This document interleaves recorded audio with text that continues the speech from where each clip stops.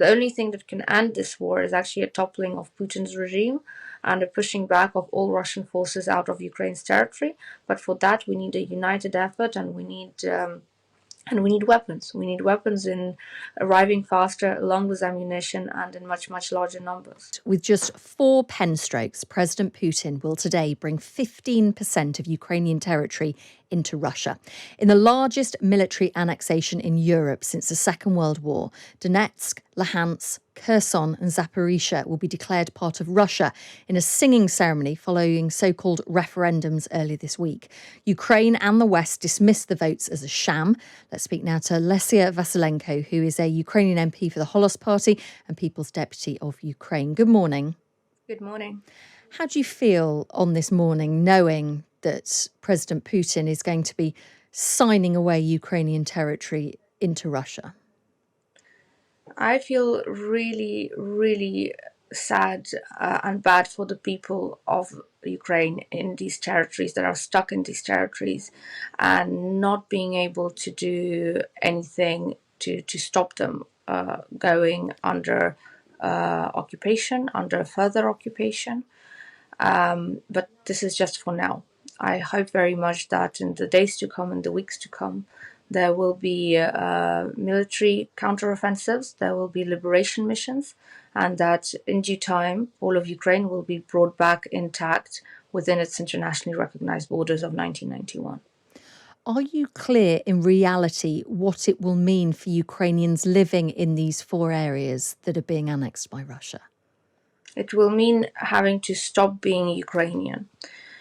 We already have so many testimonies from the areas that had to live these 7 months under occupation of what it is like. And you cannot walk out in the street to your local corner shop if you have text messages there with your family in Kiev or Lviv saying that you support the Ukrainian army and that you're waiting for them. You cannot have actually any kind of content on your phone which may imply that you are supportive of Ukraine rather than of Russia, because then you risk being abducted into detention centers or torture centers. Your family can be separated from you as far as your children may get deported to Russia and be put up for adoption there. This is how bad it is to live under occupation in Russia. Which for you as a Ukrainian MP must be heartbreaking to know that some of the people in your country are having to live like this. But there are some optimistic signs. We know that Ukrainian troops are still making big advances, potentially on the brink of big gains in Donetsk. This is why why I have the confidence still that our territories will be regained and that it is a matter of time and it will be sooner rather than later. I'm confident that we are getting enough weapons and in more or less satisfactory time for our military to be able to conduct successful counteroffensives. And actually, well, these sham referenda and this annexation is actually happening only because Ukraine was so successful at regaining the territories and making the advances all along the eastern border. When we look at President Putin and the moves, I mean, lots of people saying that he was desperate to get this signing ceremony done today before there are any movements by Ukrainian troops potentially taking over these regions. Do you worry what President Putin's next move might be? I think you're trying to refer to nuclear and use of tactical nuclear weapons. Yes, of course, that's being talked about in Ukraine all the time. I mean, all talk from breakfast to lunch in all the meetings is will he or won't he? But we realize at the same time that we don't really have any other choice but to stick it out and to be prepared for any kind of attack that Putin might launch on Ukraine. If it's nuclear, okay, it will be nuclear. Because again, I have said it many times in our conversation with you and also in other media that Ukraine really doesn't have a plan B. Like, there's no other Ukraine. We are a huge nation, 44 million. We need a huge country to live in, and that country is Ukraine, which we happen to like very much as well. So this is what we fight for, and this is what we will defend from nuclear, from biological, from conventional weapons, from any kind of attacks that will come our way. We have seen in recent days, and certainly since the conscription was announced by President Putin of 300,000 men in Russia to fight in Ukraine, we've seen that many men, particularly rushing over the border, huge queues going to various different countries. We know as of midnight last night, Finland said that Russian tourists wouldn't be allowed into the country. Do you sympathise with those Russians who are fleeing? Do you think it's right that borders are being closed to prevent them from leaving?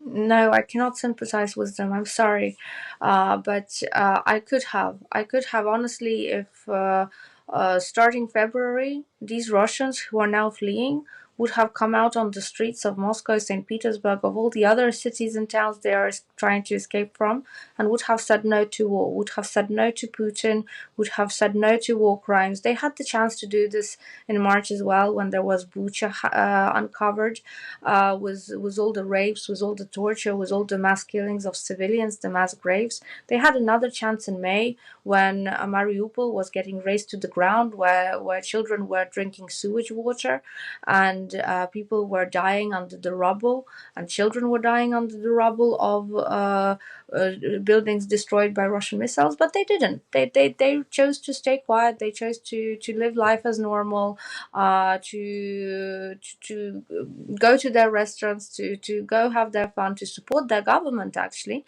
in all of its decisions.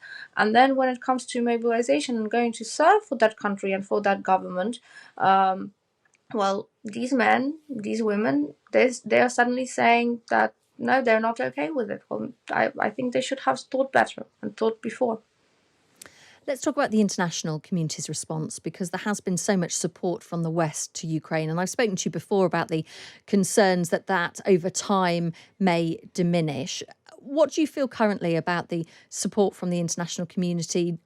Do you feel there is enough? Do you think there is enough enthusiasm to stick with this for the long term? Putin is doing miracles for this enthusiasm, never to stop and never to be depleted, because every war crime and every crime that he is committing, such as annexation, such as the sham referenda, such as the night bombings that are happening regularly in a couple of cities across Ukraine over the last week, all of that means that there's international support for Ukraine and that it is growing, because none of the countries of the free world, especially of Europe, want this kind of situation repeating in their own lands or closer to their borders. So that's a good sign. The downside of this situation is that the world was not prepared for this kind of war and to this kind of scale of warfare.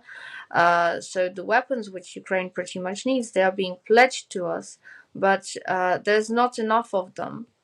So they are arriving, well, as I said, in satisfactory time frames, but far from the time frames that we need to really be going on an all-out counteroffensive and ending this war as quickly as possible. The only thing that can end this war is actually a toppling of Putin's regime and a pushing back of all Russian forces out of Ukraine's territory. But for that, we need a united effort, and we need weapons. We need weapons in arriving faster, along with ammunition, and in much, much larger numbers. Lesia, thank you so much for speaking to us as ever. Thank you. That is Lesia Vasylenko. She's a Ukrainian MP for the Holos Party and People's Deputy of Ukraine. I have to thank Barry for his text, because Barry, nothing gets past our listeners. I love it. I love this.